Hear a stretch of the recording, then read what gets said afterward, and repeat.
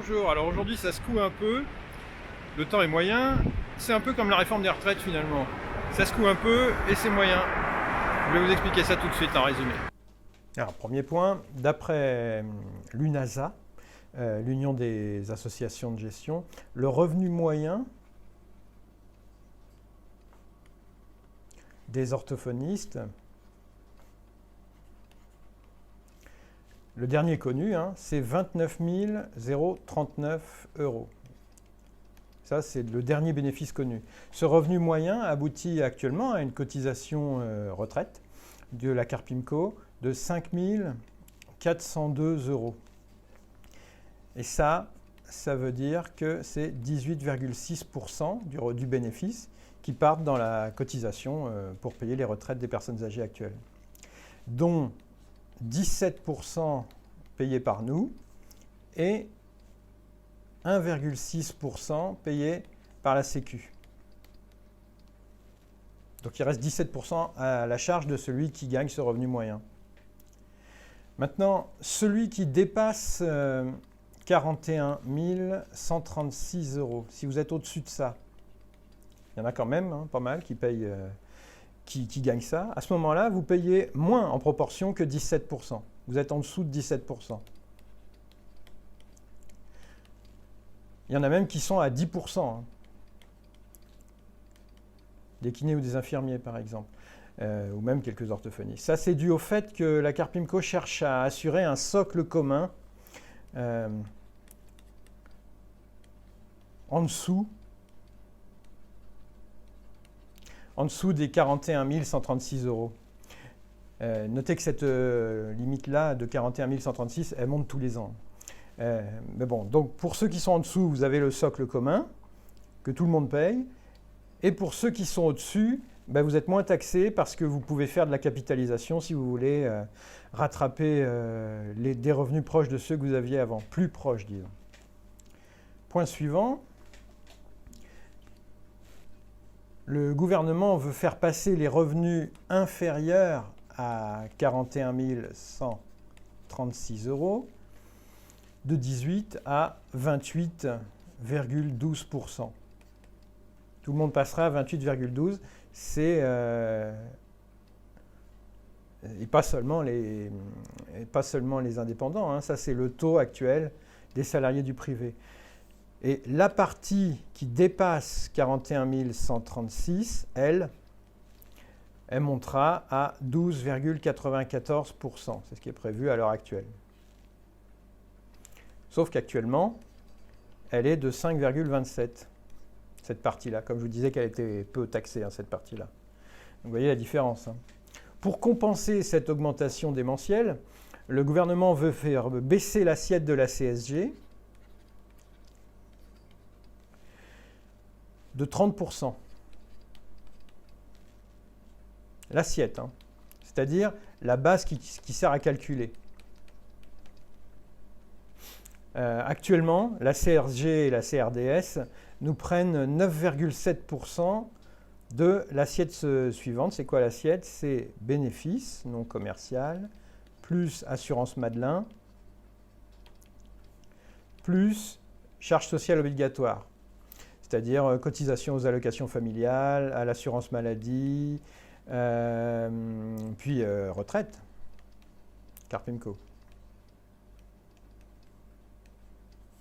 Tout ça, ils vont baisser tout ça de 30% et appliquer les deux taux que je vous ai montrés là, 28,12 et 12,94. Ils l'appliqueront à 70% de l'assiette actuelle, de la CSG. L'idée, donc, c'est de nous aligner sur le salaire brut des salariés qui sert d'assiette pour le calcul de leur charge sociale. Actuellement, notre assiette de la CSG est trop importante et M. Delevoye l'avait reconnu lui-même. Et cette nouvelle assiette, avec moins 30%, sera aussi l'assiette des allocations familiales, de l'assurance maladie et donc de la retraite, en plus de celle de la CSG.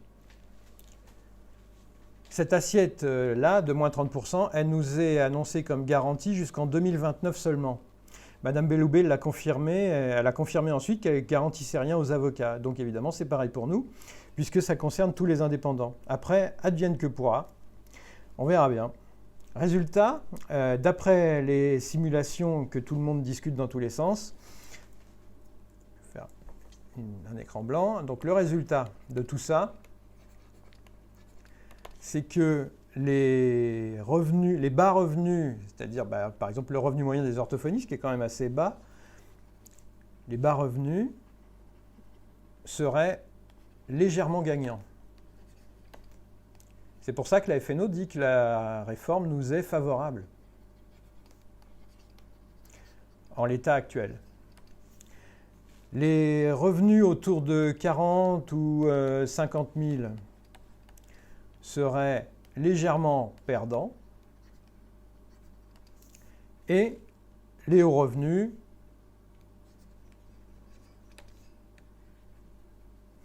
eux, ils seraient carrément perdants. C'est logique, hein, le passage de 5,27 à 12,94 sur la zone, la tranche haute, consiste à multiplier la pression par 2,5 sur ces hauts revenus. Les hauts revenus sont abandonnés en race campagne, en fait, par leurs propres représentants, personne n'en parle. Ça, c'est une incitation à soigner le moins de patients possible, et c'est tout bénef pour la Sécu. Alors, il y a une négociation parallèle, ça c'est un autre point à connaître, il y a une négo parallèle, actuellement, entre la Fédération française des professionnels de santé, la nouvelle fédération des auxiliaires médicaux après leur sortie du CNPS, et le ministère de la Santé, qui vient de changer de titulaire.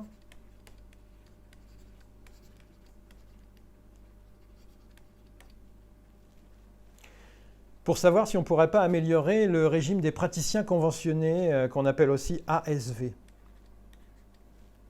Avantage social vieillesse. On a actuellement 3 régimes, le régime de base, le régime complémentaire et celui-là, l'ASV. L'ASV, lui, il a subi une réforme qui l'a quasiment torpillé en 2008. Donc actuellement, l'ASV, le 3e régime des praticiens conventionnés, représente quasiment plus rien dans nos pensions. Malgré le fait que la cotisation ait beaucoup augmenté en 2008, c'est une peau de chagrin quasiment inutile par rapport à celui des médecins. On ne sait rien de ce qui se trame sur cette négo-là, pour l'instant. On ne sait pas du tout ni les revendications précises de nos représentants, ni le champ du possible défini par le gouvernement. Alors, encore un point, on nous dit que la hausse des cotisations, qui devrait être compensée jusqu'en 2029, va amener une meilleure pension à la sortie. Pension de retraite. Alors, rien n'est moins sûr parce qu'on ne peut plus croire la moindre promesse de la part d'un système par répartition qui enchaîne les réformes depuis M. Balladur. Et en cas de gros problèmes économiques, le FMI imposera une baisse des pensions de toute façon. Les Grecs ont déjà vécu ça. Alors qui peut prétendre que la France, un pays foncièrement dépensier, sera jamais au bord de la faillite dans les 50 ans qui viennent? On ne peut rien savoir de ces meilleures pensions-là. Et dernier point, rien n'est joué. Bon, comme vous le savez, la loi n'est pas votée, pour l'instant. Il y a une guerre des tranchées entre la France insoumise et le gouvernement. Et puis, les avocats disent depuis des mois, et il y a même un député centriste qui l'a dit la semaine dernière à l'Assemblée, qu'il est fort possible que la baisse de la CSG, la baisse de l'assiette de la CSG, soit inconstitutionnelle. Parce que tous les Français ne seraient pas égaux devant les impôts.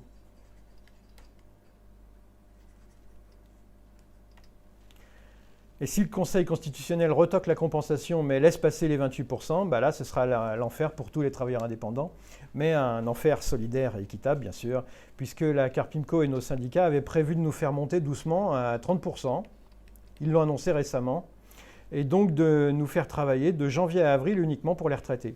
Ils ont annoncé ça le mois dernier, et puis moi, j'en reviens toujours pas.